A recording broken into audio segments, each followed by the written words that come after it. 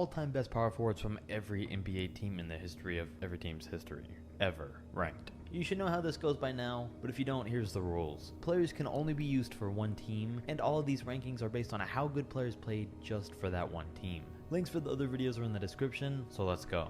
Number 30, the Magic with Horace Grant. His best years were definitely on the Bulls, but he beats out Rashard Lewis here for his longevity in defense while in Orlando. 29, the 76ers and Billy Cunningham. Barkley would take this one, but he's gonna make it on another team. 28, the Nets and Buck Williams. Really not many talented power forwards in Nets history, so it goes to Williams. Next. 27 with the Nuggets and Dan Iso. Talented player, but by far had all of his best days in the ABA. Then the Grizzlies take 26 for Zach Randolph, who is the least flashiest NBA player you'll ever see, but had some solid years in Memphis. Pau Gasol was considered here, but he's going to be mentioned later too. Number 25 goes to Larry Johnson from the Hornets. Without question, 100% the best Hornets power forward ever, because there's no competition. Even if there was though, Larry was still a great player. For 24 we have the Raptors and Pascal Siakam. And if anything, I'm underrating Pascal here, because I didn't want to overrate a player so early into his NBA career.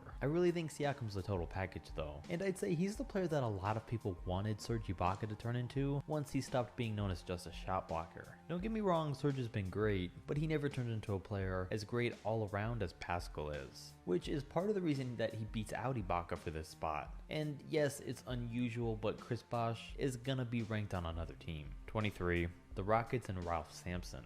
Bruh. It's not often you get a 7'4" power forward, but the Rockets had that to play alongside Hakeem Olajuwon, and the duo made a great run to the '88 finals and looked like they'd be a threat for years to come. But luckily for Houston, they traded Ralph right before all of his injuries started and his young career went downhill. The Pistons take number 22 for Rasheed Wallace, and his best days were in Portland, but was still a key player and a two-time All-Star for Detroit for years during the second half of his career. Number 21 goes to Jermaine O'Neal and the Indiana Pacers.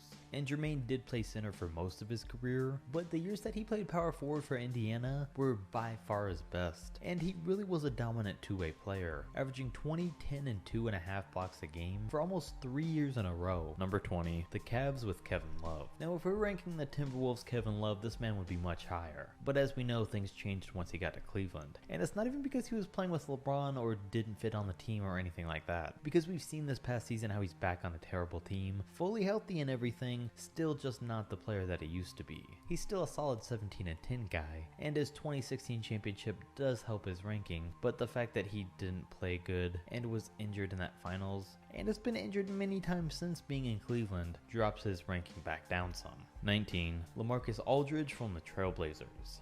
It's weird to think about the NBA back in the early 2010s because back then the race for best power forward in the league was pretty often between both Kevin Love and Aldridge, with LaMarcus holding that spot down pretty unanimously for a few years there. And the weird part just comes from how since then we've seen guys like Giannis and Anthony Davis come along and be much better power forwards than he ever was. So it's weird to think that at one time he was the best in the league. And it's also weird because that was really his only claim to fame since being in the league. I mean, there's some good playoff runs in there, but that's about it. 18, the Clippers and Blake Griffin.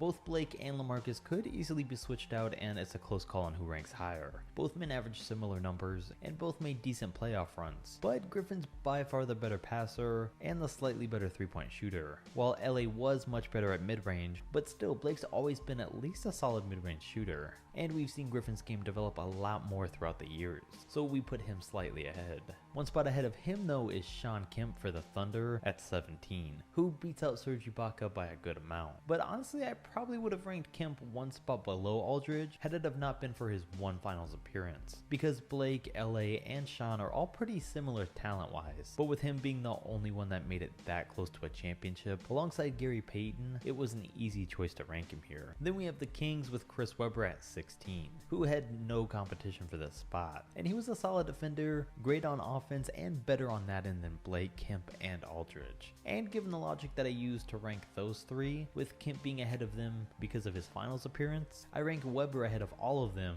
Well, for one, because like I said, he was the better player, but also because if his game 6 hadn't have been rigged, he most definitely would have won a championship of his own with the Kings. so that argument can't really be used against Weber. 15. Dave DeBusschere for the Knicks. Great two-way player that averaged 16 and 11 for his career, but also made the all-defensive first team 6 years in a row. And that skill set helped the Knicks win their 2 championships in the 70s and got him into the Basketball Hall of Fame. Then Dennis Rodman takes number 14 for the Chicago Bulls. And Rodman's a weird guy to rank. In terms of skill, he'd rank in at number 30. But since he helped the Bulls win 3 of their championships and dominated rebounds and defensively as one of the best third options in a big 3 ever, is what made him rank this high. And the fact that he also led the NBA in rebounds every single year that he played for Chicago also helped him out. 13. The Warriors and Draymond Green. And Draymond's another weird one to rank.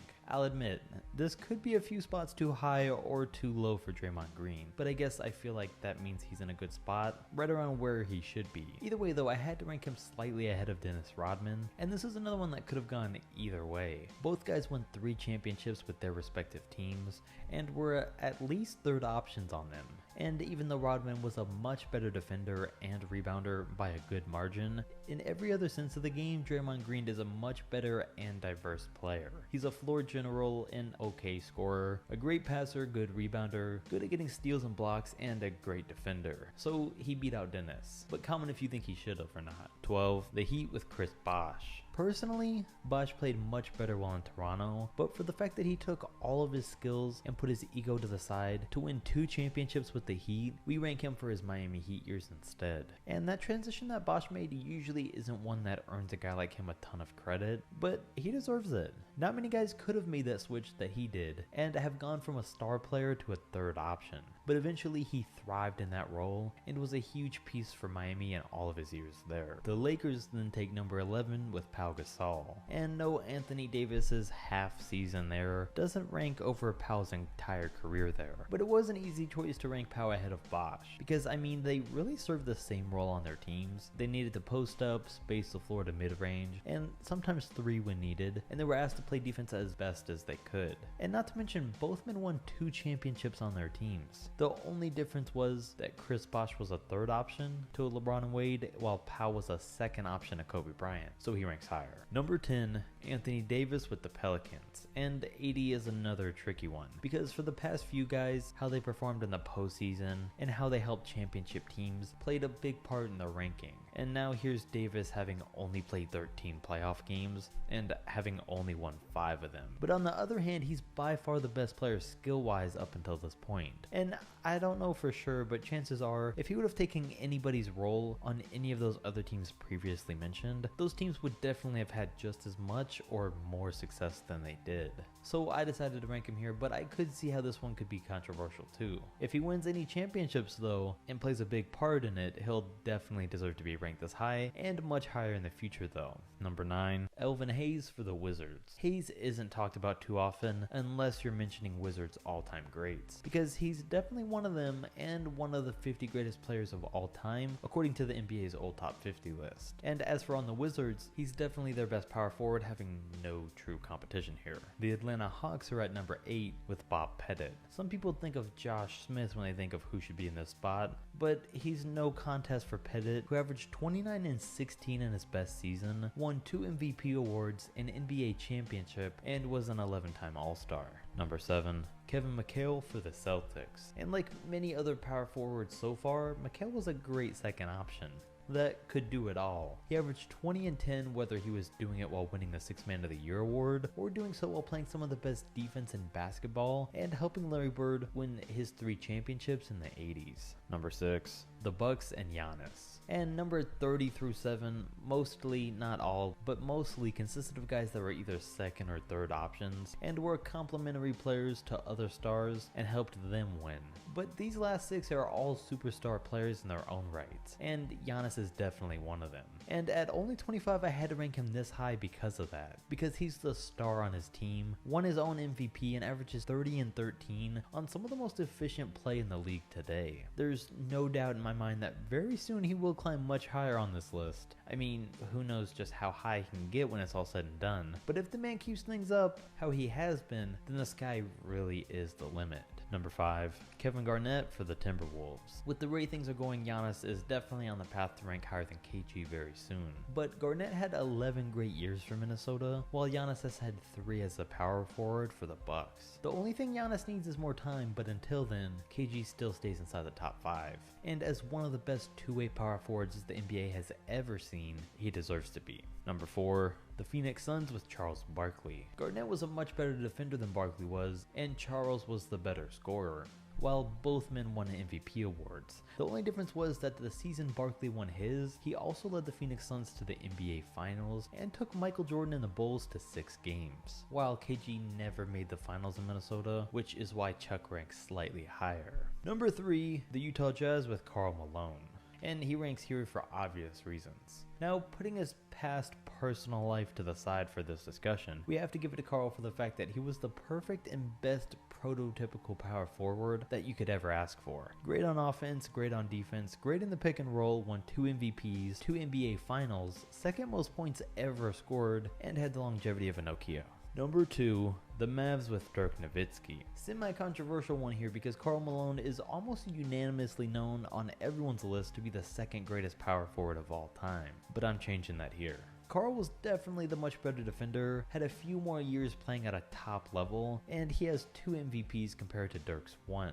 But Nowitzki revolutionized the game for big men. He's the much better shooter from mid-range and 3, and while both men made 2 NBA Finals, let's keep in mind a couple things. If the one in 2006 wasn't pretty much rigged, he would have won 2 championships. But still, even without that, he still won 1, which is more than Karl. Dirk also beat the best player in the world at the time of him playing when Malone couldn't.